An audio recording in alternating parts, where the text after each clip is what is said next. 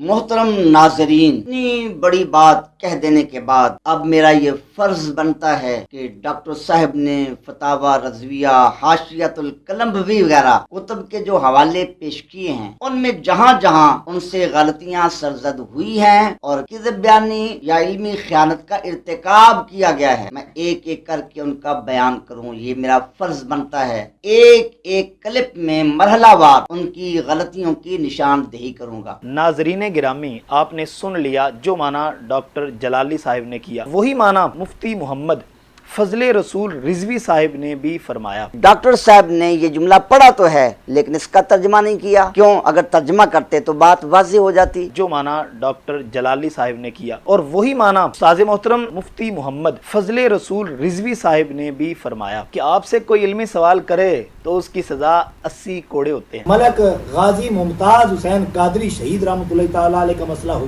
یا سیفی علی خان کی گستاخی کا مسئلہ ہو، یا سیدنا امیر معاویہ رضی اللہ تعالیٰ عنہ کی توہین کا مسئلہ ہو، یا ناموس رسالت کا مسئلہ ہو، ہر جگہ پر فرنٹ پر بس آپ کے امام جلالی صاحب نظر آتے ہیں۔ اگر آپ کی بات مان لیں کہ ان سب محاذوں پر آپ کے امام جلالی صاحب اکیلے ہی فرنٹ پر دن دناتے پھرتے رہے ہیں، ناموس رسالت پر پیرا دینا، ناموس اہل بیت و صحابہ کرام علیہم رضوان پر پیرا دینا، ختم نبوت کا تحفظ اور دفاع کرنا، کہتا ہے کہ جی جلالی صاحب تم دناتے پھر رہے ہو۔ کیسے کیسے احمق اور ابلغ ترین انسان اہل سنت کے کھاتے میں پڑ گئے ہیں اور عوامی اہل سنت کو گمراہ کر رہے ہیں۔ بسم اللہ الرحمن الرحیم، رب اشرح لی صدری ویسر لی امری واحلل عقدۃ من لسانی یفقہوا قولی۔ الصلاۃ والسلام علیک یا سیدی یا رسول اللہ وعلی آلک واصحابک یا سیدی یا حبیب اللہ۔ اللہ تبارک و تعالی جل جلالہ کی حمد و ثنا حضور سرور کائنات احمد مجتبیٰ جناب سیدنا حضرت محمد مصطفیٰ صلی اللہ علیہ وسلم کے دربار گوربار میں ہدیہ درود و سلام عرض کرنے کے بعد، اصحاب محبت و مودت، ارباب فکر و دانش، حاملین عقید اہل سنت، السلام علیکم ورحمۃ اللہ تعالی وبرکاتہ۔ امید ہے آپ سب بخیریت ہوں گے، اللہ تعالیٰ سب کو سلامت رکھے۔ معزز سامعین و ناظرین، دشمنان اسلام ہوں یا کہ پاکستان، وہ اسلام اور پاکستان کی نظریاتی اور جغرافیائی سرحدوں پر حملہ کرنے کے درپے ہیں اور انہوں نے ایڑی چوٹی کا زور لگا رکھا ہے، اور وہ اپنے ان مذموم مقاصد کی تکمیل کے لیے ابو الفضل اور فیضی کے جانشین، زر خرید، ضمیر فروش اور دین فروش علماء سو کا انتخاب کر چکے ہیں، اور ان علماء سو نے اسلام کے تشخص کو اور مسلک حق کا اہل سنت و جماعت کے تشخص کو اور معتقدات کو اور مسلمات کو معاذ اللہ انہوں نے مسخ کیا کہ اگر آج ابو الفضل اور فیضی کے جانشین موجود ہیں تو الحمدللہ مجدد الفسانی حضرت شیخ احمد سرندی فاروقی علیہ رحمہ کی بھی جانشین اور سید اعلی حضرت امام اہل سنت شاہ امام احمد رضا خان فاضل بریلوی قدس سر العزیز کے بھی روحانی اور فکری بیٹے موجود ہیں جو اپنے مجددین کی سنت پر عمل کر رہے ہیں اور مجددی کردار ادا کر رہے ہیں۔ آج کے اس مادہ پرستی کے دور میں ایسی ایک شخصیت کہ جنہوں نے ہر محاذ پر جرت و استقامت کے ساتھ مجددانہ کردار ادا کیا ہے اور مجددی سنت کو ادا کیا ہے، میری مراد حضرت قبلہ امام جلالی زیدہ شرف وہ کی شخصیت ہے۔ آپ اگر زیادہ دور نہیں جانا چاہتے تو اس حالیہ مسئلہ کو ہی لے لیں جو کہ عقیدہ معصومیت کے لحاظ سے بڑے بڑے اہل سنت و جماعت کی صفوں میں چھپے ہوئے بزام خیش علم رکھنے والے، جب آج ان کی تلاشی لی گئی تو پتہ چلا کہ نہیں، ان کے روابط تو ایران سے ملتے ہیں اور ان کے جو تعلقات ہیں وہ تو روافظ کے ساتھ ہیں، تفضیلیوں کے ساتھ ہیں، اور پھر کھل کر وہ ہمارے سامنے آ گئے ہیں۔ تو ہم قبلہ امام جلالی زیدہ شرف وہ کے اس جرت مندانہ کردار ادا کرنے پر انہیں خراج تحسین پیش کرتے ہیں اور انہیں سلام جرت پیش کرتے ہیں۔ جن لوگوں نے حضرت قبلہ امام جلالی زیدہ شرف وہ کے خلاف محاذ کھڑا کیا اور محض اپنی ذاتیات کی بنیاد پر ان کی شخصیت کو ڈیمیج کرنے کی ناکام کوشش کی ہے، جسے ہم تکفیری ٹولے کے نام سے موسوم کرتے ہیں، اسی تکفیری گروپ کے ایک مفتی محمد فضل رسول رضوی صاحب، جنہوں نے جب اس میدان میں قدم رکھا تو بڑے بڑے دعوے کیے۔ محترم ناظرین، اتنی بڑی بات کہہ دینے کے بعد اب میرا یہ فرض بنتا ہے کہ ڈاکٹر صاحب نے فتاوی رضویہ، حاشیۃ القلمبوی وغیرہ کتب کے جو حوالے پیش کیے ہیں، ان میں جہاں جہاں ان سے غلطیاں سرزد ہوئی ہیں اور کذب بیانی یا علمی خیانت کا ارتکاب کیا گیا ہے، میں ایک ایک کر کے ان کا بیان کروں، یہ میرا فرض بنتا ہے۔ میں ایک ایک کلپ میں مرحلہ وار ان کی غلطیوں کی نشاندہی کروں گا۔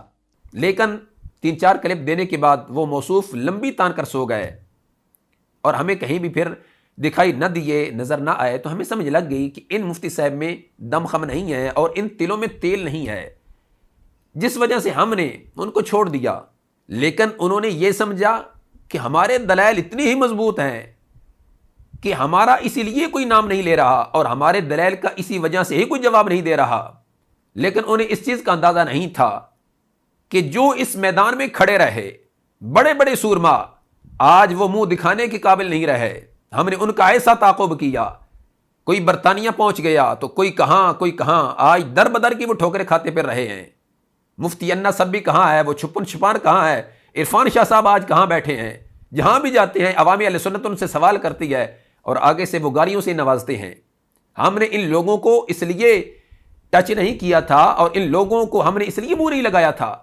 اگر یہ تسلسل کے ساتھ حضرت قبلہ امام جلالی زیدہ شرف ہو کے جتنے بیان آ چکے ہیں جواب دیتے رہتے تو پھر ہم ان کا جواب نہ دیتے یا ان کا رد نہ کرتے، پھر تو یہ بنتا تھا ان کا کہنا کہ جی ہم مسلسل جواب دے رہے ہیں، مسلسل ہم ان کے دلائل کو رد کر رہے ہیں اور وہ ہمارا جواب نہیں دے رہے۔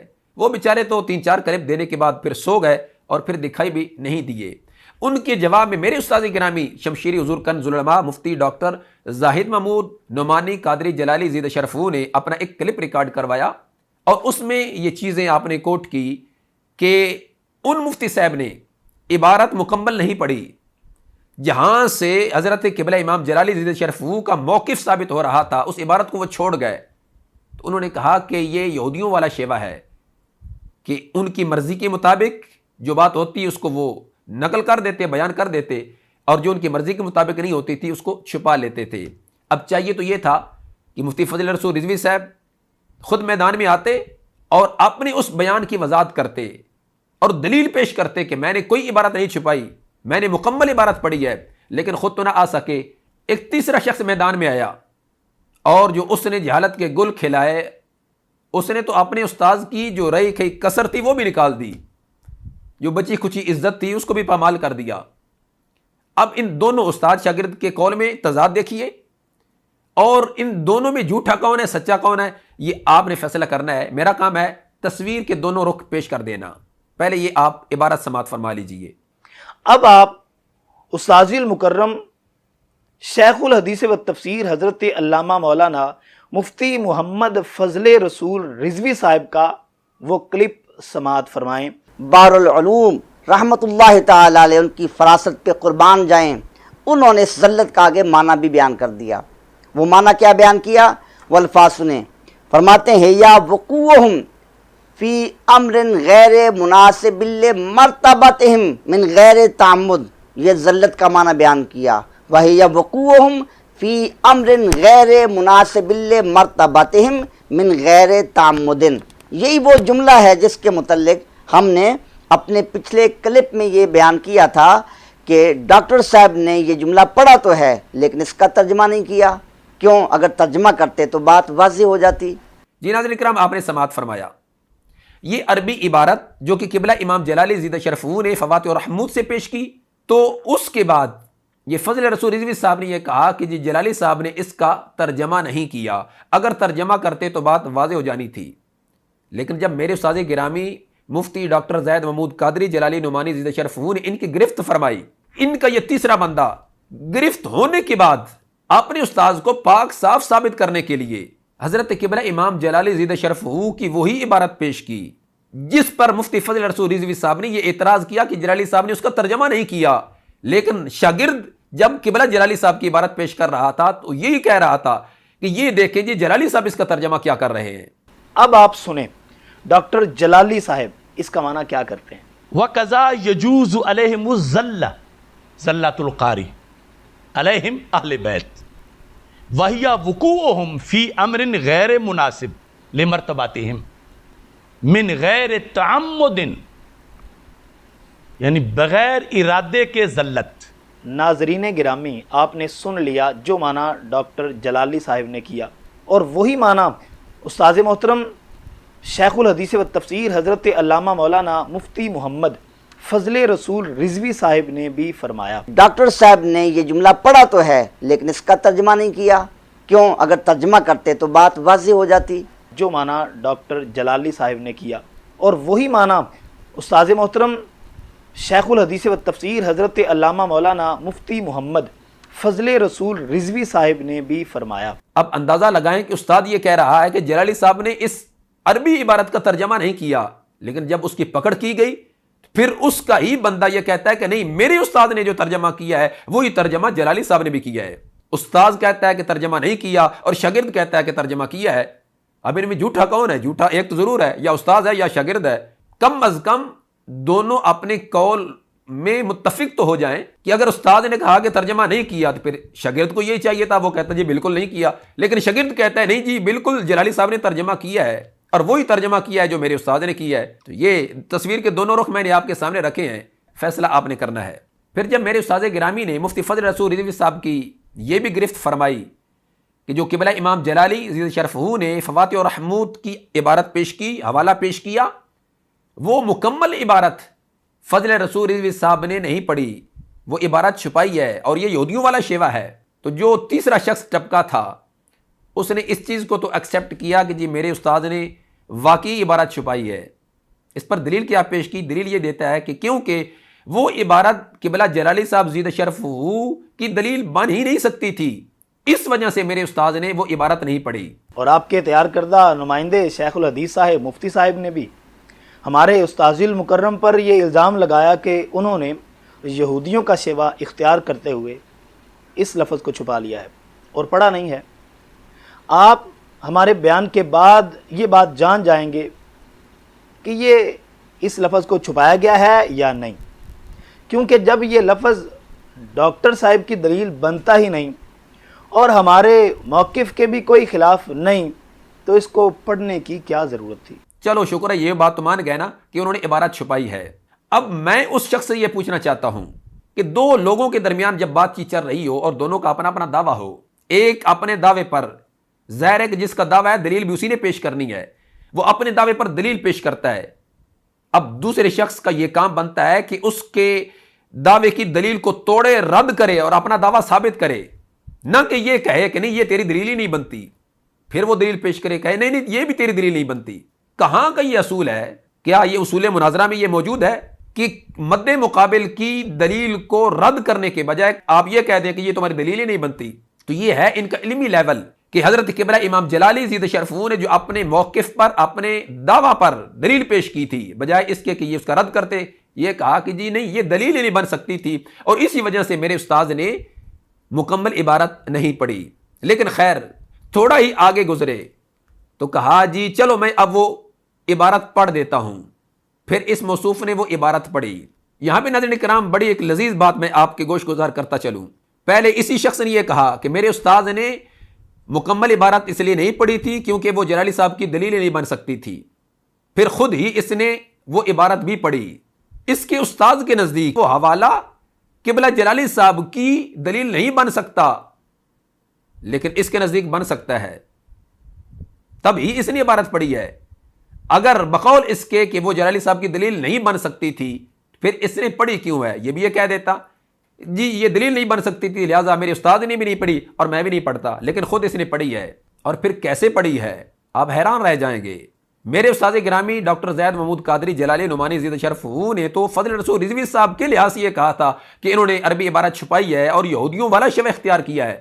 ذرا اس موصوف کی بھی عربی عبارت سماعت فرمائیے، یہ کیا فرما رہے ہیں ذرا غور سے سماعت فرمائیے گا. فواتح الرحمود جلد نمبر 2 صفحہ نمبر 279 پر یہ عبارت موجود ہے. وَأَهْلُ الْبَيْتِ كَسَائِرِ الْمُجْتَهِدِينَ يَجُوزُ عَلَيْهِمُ الْخَطَاءُ فِي اجْتِهَادِهِمْ وَكَذَا يَجُوزُ عَلَيْهِمُ الزَّلَّةُ وَهِيَ وُقُوعُهُمْ فِي أَمْرٍ غَيْرِ مُنَاسِبٍ لِمَرْتَبَتِهِمْ من غیر تعمد کما وقع من سیدۃ النساء رضی اللہ تعالی عنہا من ہجرانہا خلیفۃ رسول اللہ صلی اللہ علیہ وآلہ وصحابہ وسلم ہینا منعها فدک من جہت المیراثی ولا ذنب فیہ۔ جی ناظرین کرام، آپ نے اس موصوف کی عبارت سماعت فرمائی۔ فواتح الرحمود جلد نمبر 2 صفحہ نمبر 279 279 سے یہ عبارت پیش کر رہے ہیں۔ آپ کو یہ سکرین پہ وہ پیج بھی نظر آئے گا، جلد بھی نظر آئے گی۔ ذرا آپ اب غور کیجئے، اوپر ساتھ ساتھ آپ وہ پیج بھی دیکھتے جائیے، اور اس موصوف نے جو عبارت پڑھی ہے وہ بھی سماعت فرماتے جائیے۔ کیا عبارت پڑھی ہے؟ وَأَهْلُ الْبَيْتِ كَسَائِرِ الْمُجْتَهِدِينَ يَجُوزُ عَلَيْهِمُ الْخَطَاءُ۔ اصل لفظ خطاء نہیں ہے، علیہم الخطاء ہے، اور اس موصوف نے علیہم الخطاء پڑھا ہے۔ فی اجتہادہم، آگے اصل لفظ ہے وہم یصیبون ویخطئون، لیکن اس موصوف نے پڑھا ہے وَقَضَا يَجُوزُ عَلَيْهِمُ الزَّلَّ۔ فی اجتہادہم کے بعد وہم یصیبون ویخطئون یہ چھوڑ گیا، آگے نکل گیا، آگے چلا گیا۔ ظاہر ہے کہ جیسا استاد ہے شاگرد بھی ایسا ہی ہونا ہے نا۔ یہ ہے وہ علمی خیانت جس کا ہم پردہ چاک کر رہے ہیں۔ اب ذرا وہ موصوف بھی اگر سماعت فرما رہا ہے، فواتح الرحمود کی دوسری جلد اٹھا لیجئے اور وہی پیج نکالیے جو آپ نے بتایا ہے، میں اپنی طرف سے نہیں بتا رہا، وہی پیج 279 دیکھ لیجئے، اس پر کیا لکھا ہے، اور پھر ساتھ اگر کوئی پانی کی چھونی پڑی ہے نا اس کو بھی پاس رکھ لیجئے، اور تھوڑا سا ناک بھی اس میں ڈبو لینا، اور ذرا اپنے گربان میں بھی جھانکنا اور اپنی دعووں پر بھی غور کرنا۔ تو ناظرین کرام، فیصلہ آپ نے کرنا ہے، ہمارا کام ہے تصویر کے دونوں رخ آپ کے سامنے پیش کرنا۔ تو ناظرین کرام، ایک اور بات آپ کے سماعتوں کی نظر میں کرنا چاہتا ہوں۔ جب میرے استاد گرامی نے مفتی فضل رسول رضوی صاحب کی گرفت فرمائی تو اس موصوف نے، جس کے آپ نے ابھی ابھی جہالت کے گل کھلتے دیکھے ہیں، اسی نے یہ کہا کہ نہیں جی میرے استاد گرامی نے تو کسی اور کا قول نقل کیا تھا اور وہ قول میرے استاد گرامی کے کھاتے میں ڈال دیا گیا، تو یہ بالکل ٹھیک نہیں ہے۔ اور پھر جب میں نے کی گرفت، اس پر بھی یہ کہا گیا کہ نہیں جی یہ تو خط پڑھا جا رہا تھا اور خط میں جو کچھ لکھا تھا وہی کچھ میرے استاد گرامی نے پیش کیا ہے۔ آپ اپنے استاد زاہد محمود جلالی صاحب کی طرح سید ارشد سعید کاظمی شاہ صاحب کی بات کو استاذ المکرم حضرت علامہ مولانا مفتی محمد فضل رسول رضوی صاحب کی طرف منسوب کر کے لا یعنی اعتراضات نہ فرمائیں۔ اب اس سے ایک بات تو یہ واضح ہو گئی کہ ان دونوں موصوفین استاد شاگرد کے پاس اپنے دلائل نہیں ہیں، یا ان کی کوئی اپنی ریسرچ نہیں ہے جس کو یہ پیش کر سکیں، کہ جب بھی ان کی گرفت کی جاتی ہے کہتے ہیں نہیں ہم نے تو فلاں کا قول پیش کیا تھا، ہم نے تو فلاں کا قول پیش کیا تھا، ہم تو اس کے ذمہ دار نہیں ہیں۔ جب تم ذمہ دار نہیں ہو تو پیش کیوں کر رہے ہو؟ پہلے آپ اس شخص کے الفاظ سماعت فرمائیے۔ سید ارشد سعید کاظمی شاہ صاحب نے فرمایا کہ ڈاکٹر صاحب خطۂ اجتہادی اور معصومیت میں کوئی منافات نہیں، لہذا آپ کی اس دلیل سے عقیدہ معصومیت تار تار ہو گیا۔ جی ناظرین کرام، آپ نے سماعت فرمایا، اب وہ خط بھی آپ سماعت فرمائیے، بڑے انہماک سے آپ نے سماعت فرمانا ہے، اور یہ والے الفاظ کہ عقیدہ معصومیت کو پارا پارا کر دیا ہے، کہیں اس خط میں یہ لفظ موجود ہیں؟ آپ نے یہ سننا ہے۔ اس کا جواب حضرت شیخ الحدیث صاحب نے یہ عنایت فرمایا کہ ڈاکٹر محمد اشرف آصف جلالی صاحب نے اپنے اصل متنازع بیان میں بولا تو مطلقاً خطا کا لفظ تھا، اور سیدۃ النساء فاطمۃ الزہرا رضی اللہ تعالی عنہا کی طرف بغیر کسی قید اور وضاحت کے مطلقاً خطا کی نسبت کی تھی۔ تاہم ڈاکٹر محمد اشرف آصف جلالی صاحب نے وضاحت فرمائی ہے کہ وہ روافظ کے رد میں سیدۃ النساء فاطمۃ الزہرا رضی اللہ تعالی عنہا کے لیے خطائے اجتہادی آپ کو درجہ معصومیت سے خارج کرنے کے لیے ثابت کر رہے ہیں۔ اس استدلال کو ماننے میں ڈاکٹر صاحب موصوف کا علماء و مشائخ کنونشن کے متفقہ اعلامیہ میں دیا گیا بیان حائل ہو جاتا ہے، جہاں وہ کہتے ہیں کہ ہم اہل سنت و جماعت کے نزدیک انبیاء کرام علی نبینا وعلیہم السلام معصوم ہیں، جبکہ ان سے معصومیت کے باوجود خطائے اجتہادی کا صرف امکان ہی نہیں بلکہ وقوع بھی مانا گیا ہے، کیونکہ خطائے اجتہادی نہ معصیت ہے نہ عیب ہے۔ ڈاکٹر محمد اشرف آصف جلالی صاحب کے بقول وہ انبیاء کرام علیہ السلام کے لیے خطائے اجتہادی تسلیم کرتے ہیں، مگر اس کے باوجود وہ انہیں معصوم مانتے ہیں، پس ثابت ہوا کہ خطائے اجتہادی معصومیت کے منافی نہیں۔ یہاں سوال یہ پیدا ہوتا ہے کہ وہ سیدۃ النساء فاطمۃ الزہرا رضی اللہ تعالیٰ عنہا کے لیے خطائے اجتہادی ثابت کر کے انہیں معصومیت سے کیسے خارج کر سکتے ہیں، جبکہ ان کا مدعا تو یہ ہے کہ وہ خطائے اجتہادی کو سیدۃ النساء فاطمۃ الزہرا رضی اللہ تعالیٰ عنہا کی معصومیت کے خلاف دلیل بنا رہے ہیں۔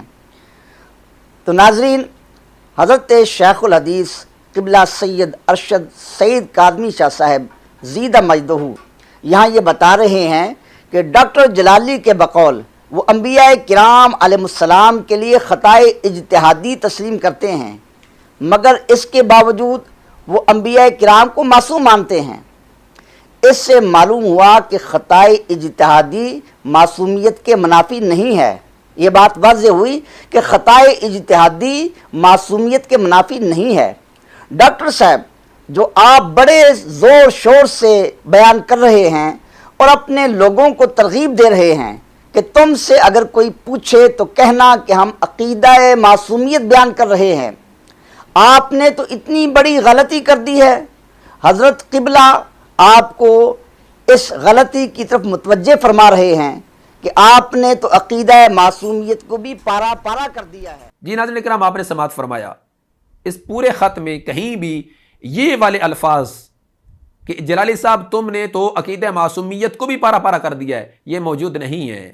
اب میں مخاطب ہوں مفتی فضل رسول رضوی صاحب۔ مفتی صاحب، کیا اس خط کے رائٹر آپ ہیں اور اس کلام کے متکلم آپ ہیں؟ بالیقین نہیں، نہ آپ اس کے رائٹر ہیں نہ آپ اس کلام کے متکلم ہیں۔ تو پھر جس شخصیت کا یہ خط ہے اور جس کا یہ کلام ہے وہی اس کا حق رکھتا ہے کہ وہ اس کی وضاحت یا تشریح کرے، آپ کو حق نہیں ہے۔ آپ کو کسی نے حق دیا کہ کسی اور کے کلام کی وضاحت کریں اپنے الفاظ میں؟ ساتھ ہی میرا سوال اس موصوف سے بھی ہے، یہ والے الفاظ کی عقیدہ معصومیت کو پارا پارا کر دیا گیا، یہ اس خط میں سے دکھاؤ کہاں لکھا ہے؟ میرا چیلنج ہے، دکھاؤ کہاں لکھا ہے کہ جلالی صاحب تم نے تو عقیدہ معصومیت کو بھی پارا پارا کر دیا؟ نہیں دکھا سکتے، پھر یہ تمہارا جھوٹ ہے، بہتان ہے، الزام ہے، جس شخصیت پہ ہے وہ خود ہی تم جانتے ہو کس پر یہ تم بہتان لگا رہے ہو، الزام لگا رہے ہو۔ مجھے حیرانگی ہوتی ہے کیسے کیسے علمی یتیم ہیں، انداز گفتگو نہیں ہے، الفاظ کا چناؤ نہیں ہے، انداز تکلم نہیں ہے، بولنا کیا ہے، بولا کیا ہے، آگے میں نے کیا دلیل پیش کرنی ہے، رد کس کا کرنا ہے؟ کہ بات چلی تھی مطلق خطا سے اور پھر اس مطلق سے تم خطا اجتہادی کی طرف لے گئے ہو۔ بات چلی تھی مطلق خطا سے، ڈاکٹر جلالی صاحب نے عنوان بدل کر خطائے اجتہادی پر دلائل دینا شروع کر دی۔ جو جلالی صاحب نے قول کیا اس کے قائل جلالی صاحب ہیں، اور قائل کا یہ حق ہے کہ وہ اپنے قول کی وضاحت کرے، جب وضاحت کر دے تو وہی ایکسیپٹ کرنی ہوگی۔ لیکن یہ کیا جانے کہ قائل کیا ہوتا ہے، متکلم کون ہوتا ہے، اور وضاحت کس کا حق ہے۔ ایک جگہ پر یہ موصوف کہہ رہا تھا کہ جلالی صاحب آپ سے کوئی علمی سوال کرے تو اس کی سزا 80 کوڑے ہے، کہ آپ سے کوئی علمی سوال کرے تو اس کی سزا 80 کوڑے ہوتے ہیں۔ تو جناب جلالی صاحب نے کہاں کہا ہے؟ کوئی حوالہ پیش کرو۔ نہیں کہا، اور بالیقین نہیں کہا، ایسے نہیں کہا جو الفاظ تم بول رہے ہو کہ آپ سے کوئی علمی سوال کرے تو اس کی سزا 80 کوڑے ہے، ہو بہو یہ والی الفاظ دکھاؤ۔ جلالی صاحب نے کہا ہے؟ نہیں کہا، یہ تمہارے اپنے ہیں اور تمہارا یہ دعویٰ ہے، اور اس دعوے پر دلیل پیش کرو۔ کون سی کتاب ہے جس میں یہ لکھا ہو کہ سائل کے لیے 80 کوڑے ہیں؟ کوئی سائل اگر مفتی سے یا عالم سے سوال کرتا ہے تو اس کے لیے 80 کوڑے سزا ہے؟ یہ کس فقہ حنفی کی کتاب میں ہے، اصول فقہ میں ہے، یا کسی اور میں کتاب میں دکھا دو، کیونکہ تم تو امام المناطقہ کے شاگرد ہو، کسی منطق کی کتاب میں سے کوئی دکھا دو۔ اور پھر جی ناموس رسالت پہ، ختم نبوت پہ پہرا دینا اور ناموس اہل بیت صحابہ کرام علیہم رضوان پر پہرا دینا، تم دندراتے پھر رہے ہو۔ ملک غازی ممتاز حسین قادری شہید رحمۃ اللہ تعالیٰ علیہ کا مسئلہ ہو، یا سیفی علی خان کی گستاخی کا مسئلہ ہو، یا سیدنا امیر معاویہ رضی اللہ تعالیٰ عنہ کی توہین کا مسئلہ ہو، یا ناموس رسالت کا مسئلہ ہو، ہر جگہ پر فرنٹ پر بس آپ کے امام جلالی صاحب نظر آتے ہیں۔ علامہ مولانا مفتی محمد فضل رسول رضوی صاحب، نہ تو انہوں نے کوئی ریلی نکالی، نہ کوئی احتجاج کیا، نہ مذمتی بیان جاری کیا، نہ کوئی فتویٰ دیا۔ ہم ان باتوں کو ہرگز نہ چھیڑتے، لیکن آپ نے ابتدا کی ہے تو کچھ کہنا ہماری مجبوری ہے۔